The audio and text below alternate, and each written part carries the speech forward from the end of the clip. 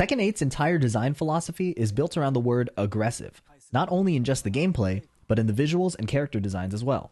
So with that, here's an aggressive 3-minute breakdown of everything we know about Tekken 8. Rage is still in the game, and so are Rage Arts, but Rage drives have been moved to the Heat system. All Rage Arts now share the same input, down forward 1+2, or R2 by default. Tekken 8 features a gray health system, similar to Tag 1 and Tag 2. Combos leave behind recoverable health, which shows up as gray in the life bar. New to Tekken 8 is chip damage, which is also dealt as gray health. Gray health can be healed by attacking the opponent. If the attack hits or is blocked, you'll recover some gray health. It seems right now that all pokes deal non-recoverable permanent life bar damage.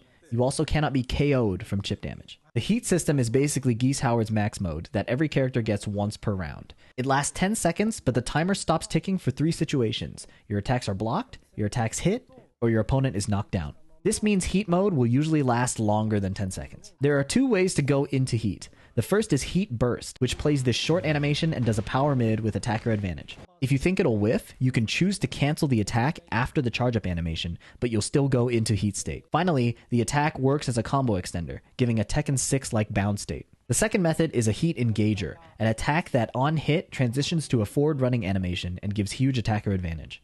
On average, each character has around 5 Heat Engagers tied to their key moves. Heat State gives you 3 perks. Number 1, an enhanced move list. For example, Paul's charged down 1-2 does chip damage normally, but will guard break in Heat. Law's Nunchaku knockdown becomes a launcher when he's in Heat. King gains a running dash with a power crush state. Your attacks all do chip damage as well when you're in the Heat state.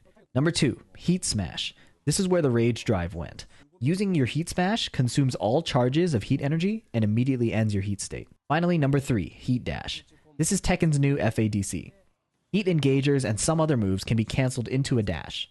Some moves will actually change properties if you choose to use the Heat Dash. For example, this Paul move that normally knocks down will become a launcher if you input a Heat Dash. Heat actions require Heat energy, go figure. This is how you get them. Heat Burst gives you 1 Heat energy. Heat Engagers give you 2 Heat energies, charges of Heat energy. Heat Smashes eat all of your charges and force you out of the Heat state. So your charges mainly matter for the dash cancel, which costs 1 Heat energy. You can only Heat Dash once per combo, but with 2 charges, you can use your Heat Smash as a finisher or save a Heat Dash for the next situation. I expect this means that people will prefer Heat Engagers in order to have more flexibility, only using Heat Burst immediately if it would end the round.